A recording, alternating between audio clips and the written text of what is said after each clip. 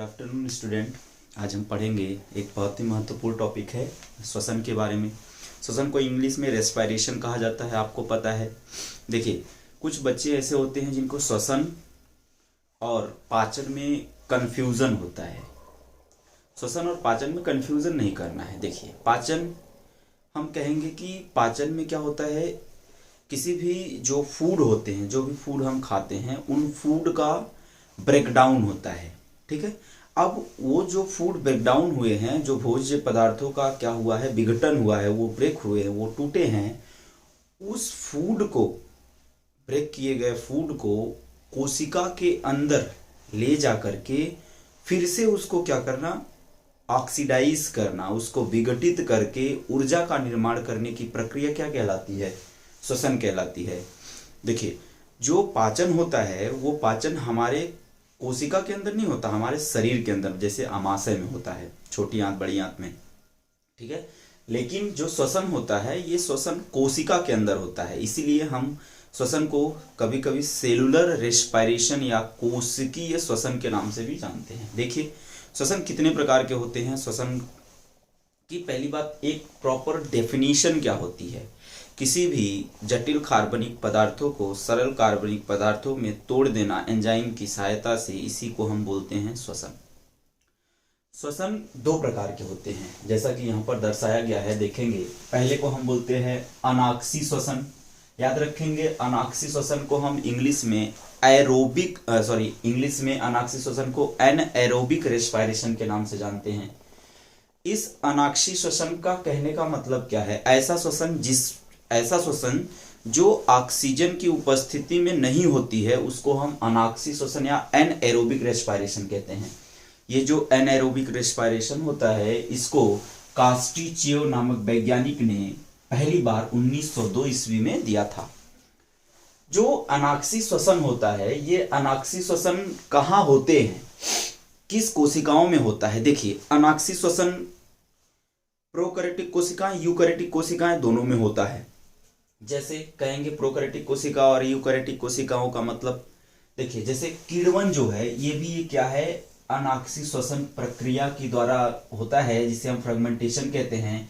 इसके द्वारा, इस जो फर्मेंटेशन या कीड़वन होता है, इसके द्वारा किसका निर्माण किया जाता है, इसके द्वारा एल्कोहल का निर्माण किया जाता है। एल्कोहल का सूत्र क्या होता है, जैसे आप देखे होंगे, C2H5OH, या इसको हम C2H6O ऐसे लिखते हैं। ठीक है ना। ये क्या है, ये है एथिल एल्कोहल। एथिल एल्कोहल का निर्माण प्रायः लगभग किसके द्वारा होता है, कीड़वन प्रक्रिया के द्वारा होता है। ठीक है। तो चलते हैं आगे। देखिए, जैसे ग्लाइकोलिसिस की प्रक्रिया क्या होती है, जैसे प्रोकैरियोटिक कोशिकाओं में ग्लाइकोलिसिस की प्रक्रिया होती है। क्यों होती है, क्योंकि कुछ ऐसे भी क्या होते हैं, कोशिकाएं होती हैं जिनमें माइटोकॉन्ड्रिया नहीं पाया जाता। तो क्या माइटोकॉन्ड्रिया अगर नहीं पाया जा रहा है तो उसमें एटीपी का निर्माण नहीं होगा या एनर्जी का निर्माण नहीं होगा। वो प्रक्रिया क्या कहलाएगी, जिससे क्या होगा कि एनर्जी का निर्माण होगा, उसको हम ग्लाइकोलिसिस कहेंगे। ठीक है। ग्लाइकोलिसिस चाहे कंडीशन एरोबिक हो या एनारोबिक, मतलब अगर ऑक्सीजन प्रेजेंट है और ऑक्सीजन नहीं प्रेजेंट है, दोनों में ये कॉमन होते हैं। ठीक है ना। तो देखेंगे, इसीलिए जब हम अभी बात करेंगे ऑक्सी श्वसन का, तो वहां भी देखेंगे। देखिए, लैक्टिक एसिड का फॉर्मेशन किसके द्वारा होता है, अनाक्सी श्वसन के द्वारा। कुछ बैक्टीरियाज वगैरह मिलकर क्या बोलते हैं, इसको करते हैं, लैक्टोबैसिलस वगैरह। ठीक है। अब दूसरा हम पढ़ते हैं ऑक्सी श्वसन। देखिए, ऑक्सी श्वसन को हम एरोबिक रेस्पिरेशन कहते हैं। क्या बोलते हैं, एरोबिक रेस्पिरेशन कहते हैं। ऐसा कोशिकीय श्वसन जिसमें ऑक्सीजन की उपस्थिति में होता है, या जो ऑक्सीजन की उपस्थिति में होता है, उसे हम ऑक्सी श्वसन कहते हैं। जैसे सभी प्रकार के जो बहुकोशिकीय जीव होते हैं, उनके अंदर क्या होता है, ऑक्सी श्वसन होता है। ये जो ऑक्सी श्वसन होता है, इस ऑक्सी श्वसन में मैंने अभी आपको बताया कि ग्लाइकोलिसिस जो होता है, वो कंडीशन चाहे एरोबिक हो या एनारोबिक हो। एरोबिक का मतलब ऑक्सी कंडीशन और एनारोबिक का मतलब अनाक्सी कंडीशन। या देखिए, इस प्रक्रिया में, इसमें तो कुछ कॉमन सी चीजें होती हैं, लेकिन ये क्योंकि बहुकोशिकी में होता है इसलिए इसके कुछ पार्ट भी क्या हैं, बहुत महत्वपूर्ण हैं। जैसे इनमें एक होता है लिंक रिएक्शन। ये लिंक रिएक्शन माइटोकॉन्ड्रिया के मैट्रिक्स का मतलब जो माइटोकॉन्ड्रिया के अंदर तरल पदार्थ होता है उसी को हम मैट्रिक्स कहते हैं, ठीक है ना। उसमें बहुत सारे एंजाइम, डीएनए वगैरह सब पाए जाते हैं। इसके बाद अभी हम एक एक करके समझते हैं। लिंक रिएक्शन दर्शाया गया है, अभी हम बताते हैं आपको। दूसरा क्रेब्स चक्र। क्रेब्स चक्र के द्वारा ये जो क्या होते हैं कि कार्बन डाइऑक्साइड होता है, उसको उस कार्बन डाइऑक्साइड को क्या किया जाता है, बदला जाता है।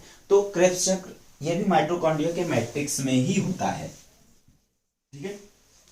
अब देखिए एक और इसमें इलेक्ट्रॉन ट्रांसपोर्ट सिस्टम, इसको इलेक्ट्रॉन परिवहन तंत्र के नाम से जानते हैं। ये IMM का मतलब इनर माइटोकॉन्ड्रियल मेम्ब्रेन, आंतरिक माइटोकॉन्ड्रियल झिल्ली के अंदर इस क्या होते हैं, इलेक्ट्रॉन ट्रांसपोर्ट चैन होते हैं। तो अगर आपसे कोई पूछे कि कोशिका के कितने चरण होते हैं, तो कोशिका के, क्योंकि कौन से कोशिका के जिसमें ऑक्सीश्वसन हो रहा है, तो उसके क्या होते हैं, 3 चरण होते हैं। कौन कौन से, ग्लाइकोलिसिस, क्रेब्स चक्र और इलेक्ट्रॉन ट्रांसपोर्ट चैन।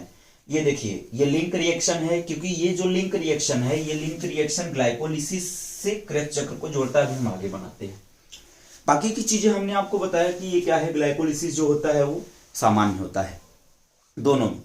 अब एक बात ध्यान से समझनी है हमको। देखिए हम ऐसा तो है नहीं सिर्फ ग्लूकोज खाते हैं ना, शुगर तो खाते नहीं है। हम क्या लेते हैं, हम कार्बोहाइड्रेट्स भी खाते हैं, हम फैट भी खाते हैं, प्रोटीन भी खाते हैं। तो इन सब का ब्रेकडाउन करके और कोशिकीय लेवल पर इनको पहुंचाया जाता है। देखिए जैसे कार्बोहाइड्रेट्स क्या है, एक शुगर है। जैसे आपको पता है कार्बोहाइड्रेट्स के टाइप में हम पढ़ते हैं मोनोसैकेराइड, ओलिगोसैकेराइड और पॉलीसैकेराइड। तो वो बात की बात है, जब पढ़ाएंगे बायोमोलिक्यूल्स तब बताएंगे। ग्लाइकोलिसिस के द्वारा क्या होते हैं, पायरुविक एसिड बनता है, और इस पायरुविक एसिड को कहां पहुंचाने में, एसिटल कोएंजाइम में एक क्या है, एक ये भी एक तत्व है जिसके द्वारा, या एक क्या है, कंपाउंड है जिसके द्वारा क्या होगा, क्रेब्स चक्र चलेगा। तो जो ग्लाइकोलिसिस है पायरुविक एसिड में बदलता है, पायरुविक एसिड से एसिटल कोएंजाइम ए में कैसे बदलेगा, ये भी हम चीजें बताते हैं। इसी को हम लिंक अभिक्रिया कहते हैं। इसके बाद फैट खाते हैं तो बीटा ऑक्सीडेशन के द्वारा एसिटल कोएंजाइम में बनता है। प्रोटीन खाते हैं तो वो भी डीएमिनेशन के द्वारा एसिटल कोएंजाइम में बनाता है। याद रखेंगे ये तीनों खाने पर एसिटल कोएंजाइम में बनेगा और उसके बाद क्रेब्स चक्र बनेगा, चलेगा। आइए जरा देखते हैं लिंक रिएक्शन क्या होता है, इंपॉर्टेंट है ये। देखिए लिंक रिएक्शन में क्या होता है, जो ग्लूकोज है, ग्लूकोज की प्रक्रिया किसके द्वारा, जरा यहां लिख देते हैं, ग्लाइकोलिसिस के द्वारा। किसके द्वारा, ग्लाइकोलिसिस के द्वारा ये बदलेगा पायरुविक एसिड में। किसमें बदलेगा, पायरुविक एसिड। अब ये जो पायरुविक एसिड है, ये पायरुविक एसिड क्या हो जाएगा, अगेन इनमें पायरुविक एसिड में 2 चीजें होंगी, याद रखेंगे कौन कौन सा, डीकार्बोक्सिलेशन और डीहाइड्रोजनेशन। डीकार्बोक्सिलेशन का मतलब removal of carbon dioxide, means इसमें से क्या होगा, पायरुविक एसिड में से एक कार्बन डाइऑक्साइड निकल जाएगा। डिहाइड्रोजनेशन हो रहा है तो जान ही रहे हैं, रिमूवल ऑफ हाइड्रोजन एटम, यहां से एक हाइड्रोजन एटम निकलेगा। तो आपको पता होना चाहिए कि जैसे हमने आपको वहां बताया था पिछले वाले वीडियो में कि निकोटिनामाइड एडेनिन डाइन्यूक्लियोटाइड जो क्या है, एक रिड्यूसिंग एंजाइम है, जो किसी हाइड्रोजन को, प्रोटॉन को क्या करता है, एक्सेप्ट करने का काम करता है। तो ये बदल जाएगा किसमें, NADH प्लस हाइड्रोजन आयंस में। इसके बाद डीकार्बोक्सिलेशन के बाद क्या होगा, इसमें से एक कार्बन डाइऑक्साइड निकल जाए और एक कोएंजाइम जुड़ जाएगा। याद रखेंगे कोएंजाइम कहाँ है, माइटोकॉन्ड्रिया के अंदर ही है। तो बनेगा क्या, एसिटल कोएंजाइम है। अब जरा देखिए ये लिंक रिएक्शन है पूरा, ठीक है। अब ये इसको हम लिंक अभिक्रिया कहते हैं, अभिक्रिया कहते हैं। अब एसिटल कोएंजाइम ए जो है वो क्रेब्स चक्र में आएगा, जाहिर सी बात है। क्रेब्स चक्र के द्वारा ये NADH बनाएगा, NADH बनाने के बाद इलेक्ट्रॉन ट्रांसपोर्ट चैन चलेगा।